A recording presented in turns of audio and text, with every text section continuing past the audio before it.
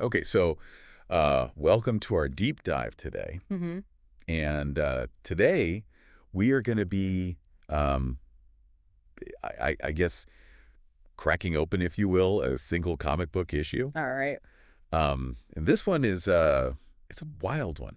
Oh, yeah. It's Astonishing X-Men #1 Okay. from the Age of Apocalypse event. Big event. Yeah, and this event is Yeah. it's crazy. File. It's like if you can imagine, like, the X-Men you're used to. Right. Good old Professor X, Cyclops, Jean, Yeah, yeah. Wolverine, all that. Yeah. Those guys, right? Yeah. Throw all that out the window. Yeah, chuck it. Yeah, this is like, what if Apocalypse just won? Yeah. Like, what if he actually took over? What if he really did it? Yeah, and actually, like, took over North America. Yeah, he's in charge. Yeah, and it's, mutants are barely surviving, Yeah. and the heroes that we know are, like, twisted and warped versions of their, like, 616 counterparts. It was a big deal. Like, back when this came out in 95, this really was This was a big shakeup. a huge deal. Right. It wasn't just a story, it was like its own reality. Yeah, it really was. That kind of like took over the whole Marvel universe for a little bit. Yeah.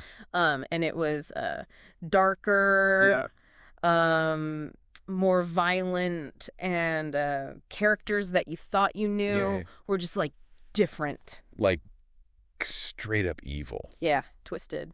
Yeah. So let's meet the team. Okay. Right. Yeah. The heart of this story, the Astonishing X-Men. Yeah. Okay. We got Rogue leading the team. Yeah. But she's not the, like, kind of hesitant Southern Belle that way different. we're used to. Yeah. So she's got Carol Danvers powers now. Okay. So she's super strong. She could fly. Mm-hmm. And then you got Cyclops, no visor, Oh, wow. just blasting away. Yeah, just letting loose. Yeah. And then there's Beast, Beast. fully feral Oh, yeah. and just brutal. Gone full beast. Yeah. And then rounding out the team, you got Who else we get? Quicksilver. Quicksilver. Yeah, but not the Quicksilver we're used to. Really? Like, he's actually on the team. Wow. And then there's Morph. Yeah, who's a shapeshifter That's right. with a kind of Very, very interesting character. tragic past. Really interesting roster. I mean, when you think about it, especially, like a character like Quicksilver, who usually is like an antagonist to the X-Men. Yeah, he's usually like a Yeah. pain in their side. A thorn in their side. Yeah, and now he's on the team. Now he's working with them. And it really shows you how, like, It really shows you how messed up the world is. this world is, like, Yeah. totally. Totally. And, leading the resistance is Magneto.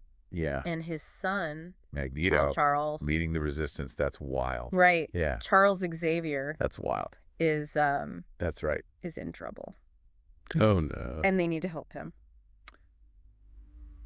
Okay, so what's the mission here? Yeah, so they're going on this mission. To break into this, like, super heavily guarded facility run by AIM, Who are they? Advanced Idea Mechanics. Okay. They're basically these, like, evil scientists. Got it. Right. Okay.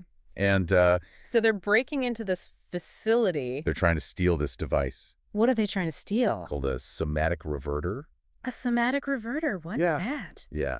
So Charles, what's wrong with him? Oh, yeah. Charles, he's been infected with this techno-organic virus. Oh, no. Yeah. It's like one of Apocalypse's deadliest weapons. Oh, so it's like turning him into a cyborg? Yeah, it basically transforms living beings into, like, cyborgs under his control. Oh, jeez. And the reverter's, like, their only hope of saving him.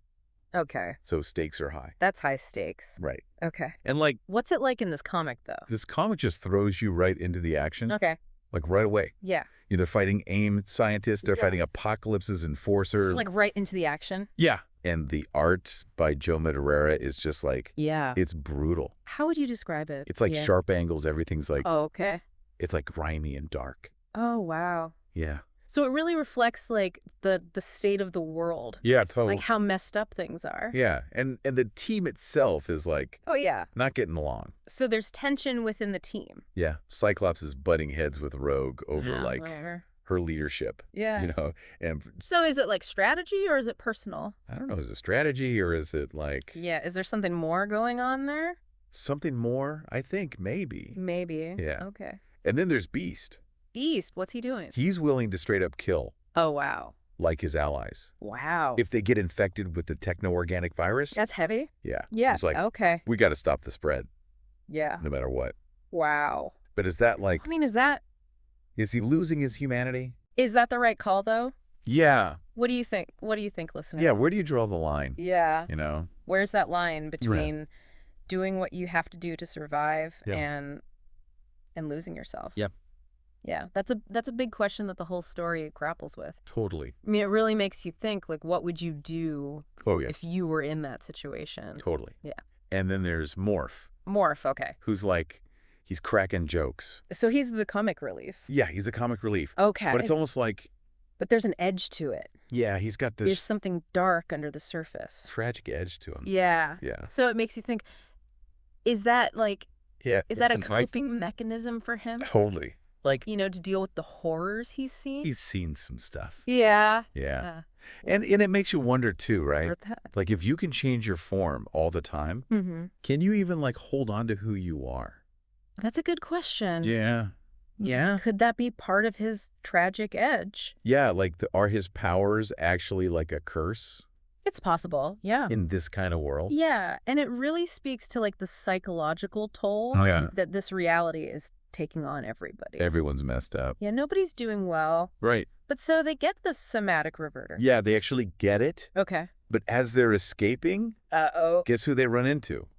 Who? Holocaust. Holocaust. Apocalypse's son. Oh, jeez. Yeah.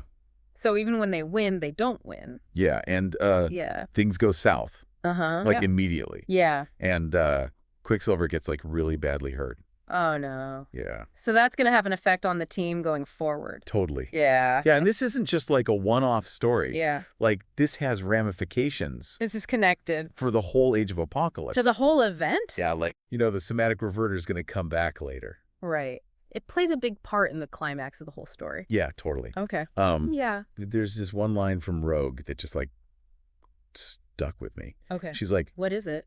We don't have the luxury of mercy anymore. Wow.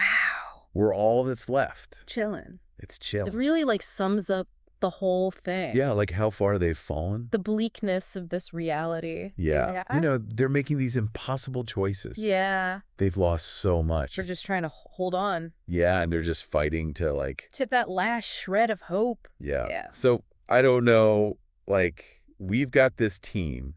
Yeah. That's pushed to the limit. Yeah. This world that's ruled by a tyrant. Yeah. You know, what would we be willing to sacrifice? Yeah. To survive? What would you do? Yeah. Yeah. But it also makes me think, like, who would you trust to lead the way? Yeah. You know, if the world was ending. Who would you want in charge? Yeah. Would it be someone like Rogue? Yeah. Who's been through it all? Hardened. Yeah. Or someone different. Right. I don't know. What kind of leader do you need? Yeah, what kind of leader do you need? In that kind of situation. Right. Yeah, something to think about. Something to think about. Definitely. Yeah.